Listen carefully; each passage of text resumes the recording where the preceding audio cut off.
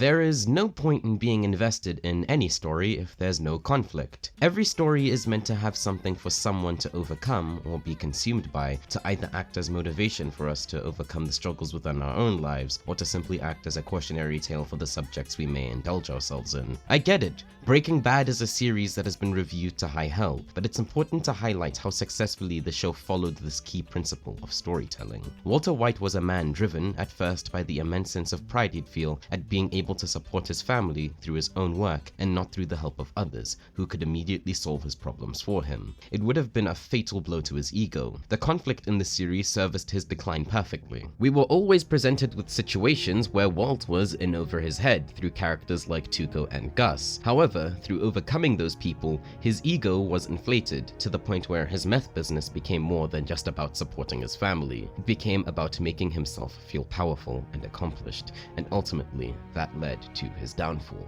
In the end, he finally has to admit to himself and those around him that he did everything for himself, that he'd do anything to support his family as long as he was the one doing it by his own means, which cost him the very people he did everything for. Without Breaking Bad's conflict, we never would have been educated on the potential dangers of ego. We received a perspective of how it corrupted a man and destroyed his life. It goes to show that not all stories need happy endings in order to teach us a lesson. The same can somewhat be said for El Camino. The purpose of this movie was to showcase the story of an individual who was in search of the happy ending they had been robbed of, the person who Walter ultimately hurt the most, Jesse.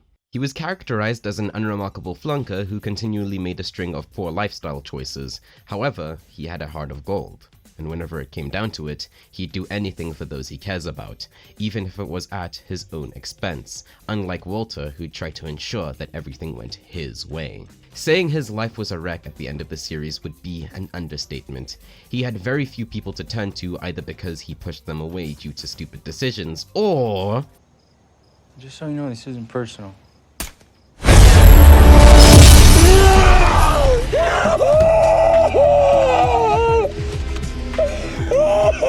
Now we have El Camino, the opportunity for him to finally overcome his demons and find closure with those he cares about. I mean, we never needed this movie. Sure, we have no idea what the details of Jesse's exploits are at the end of Breaking Bad, but we never needed to know, since it's implied that he just escaped from years of traumatizing slave labor and was then truly a free man. Again though, getting closure is still a pretty nice thing to have. Conceptually, this film could have been a great psychoanalysis of Jesse. I just imagine him speaking with his family about his time with people like Jane or Andrea and Brock. Having him open up to the people he'd pushed away would be a great opportunity for him to come to terms with the horrible decisions he made, but also deal with the trauma. He suffered from instances of PTSD that made him unable to tell what was friend or foe. He has to balance all of this with the fact that he has to escape the police with one main goal in mind, which was advice given to him by an old friend: starting a new life in Alaska.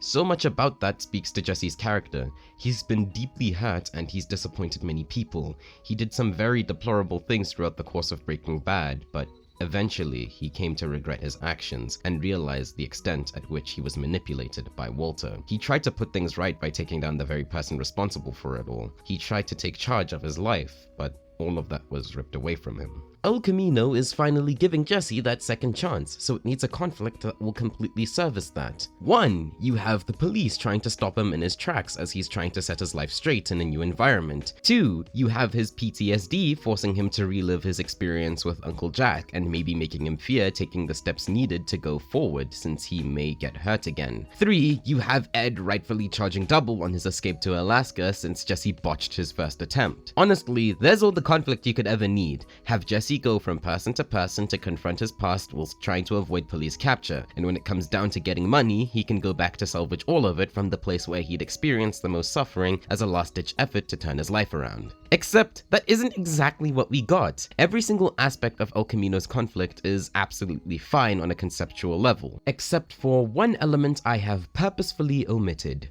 freaking Neil.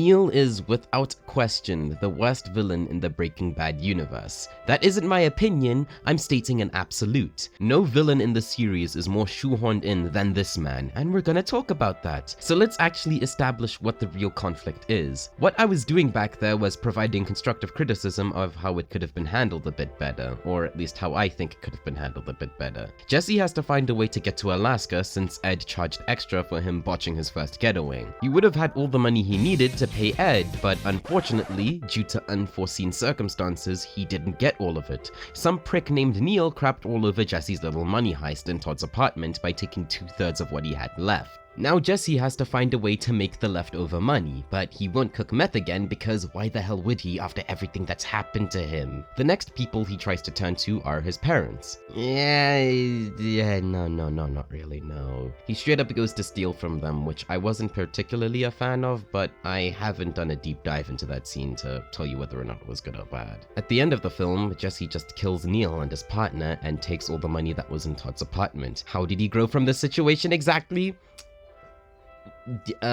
Let's just analyze Neil real quick. If I sound different, I'm sorry, I kinda had to move my setup to my apartment. Anyways, I kid you not, the main antagonist they chose for the film where Jesse tries to get a new life is, get this, the guy that freaking made the rail system that limited his movement when he was making meth for Todd's family. Seriously? That's like if I chose one of the guys who delivered the equipment to the lab Gus built for Walt to be the main villain in Better Rim Kim. So, let's get my opinion out the way before I dissect this. Neil felt very underwhelming to me.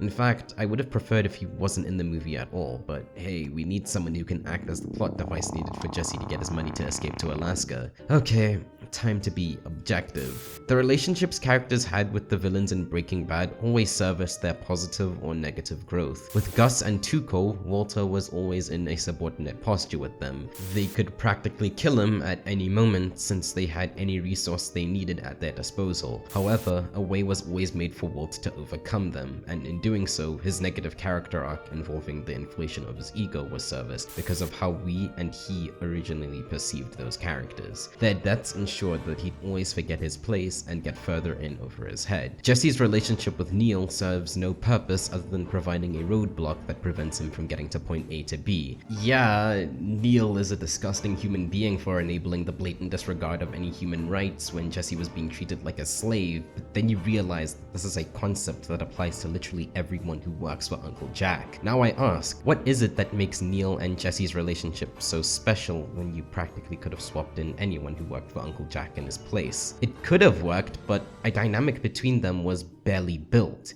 He was just a guy.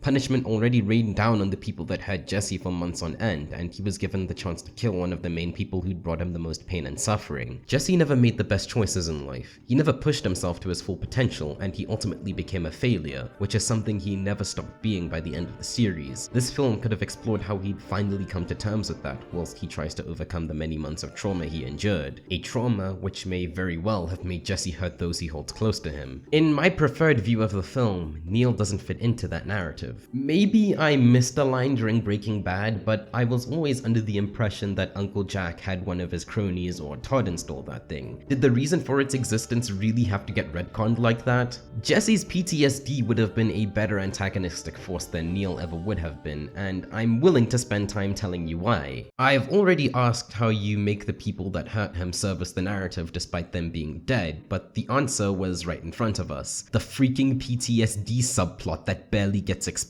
The scenes where Todd was present were phenomenal. It truly showcased how weak the months of pain and suffering made Jesse. He had the golden opportunity to kill the man who murdered the person he loved most, but failed without even having to be forced to. Killing him also meant that Brock was going to be at risk.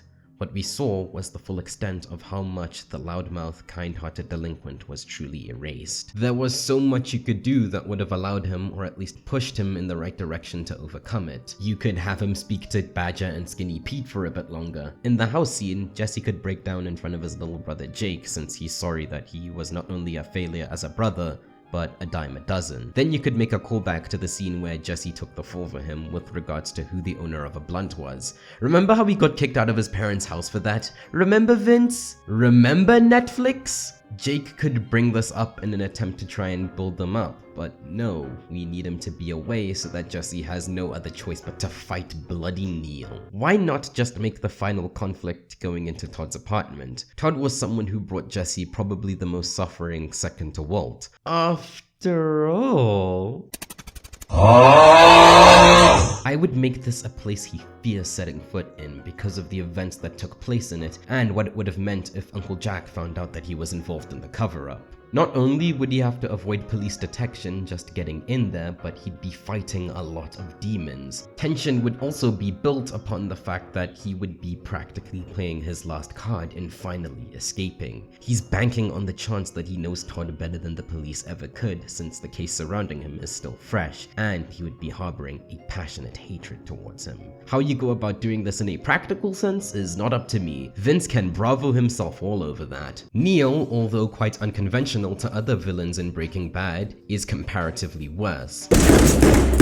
His dynamic offered no growth for Jesse. Yeah, the entire reason we had for hating him was valid since he is a disgusting person, but ultimately disappointing since he has little to no significance to Jesse when multiple people turned a blind eye to his suffering and directly caused him harm in more painful ways. At the end of the day, Neil is a character who can only be viewed on a surface level. If you liked Neil, power to you. However, regardless of how much you liked him, you have to at least acknowledge the flaws in his character. Now, I realize that I haven't uploaded the content that people want. What people want is Ruby and Miraculous and rom-coms, so rest assured, I'm working on that. Sorry for not having uploaded a proper video for a while. It must have been pretty annoying that the first video of the year was a stream highlight. Apologies. I was desperate to at least upload something in January, and I shamelessly thought that people would like my funny Nuzlocke fail. I now see that they didn't. Anyways, like if you actually enjoyed the video and subscribe and tell me how I can improve my content. By the way, before anyone asks, no, I will not be making a video covering Breaking Bad or Better Call Saul. First of all, Pyrocynical was meant to cover the former 17 billion years ago, and I haven't watched the latter to completion, nor have I found something I enjoyed or hated enough to analyze yet.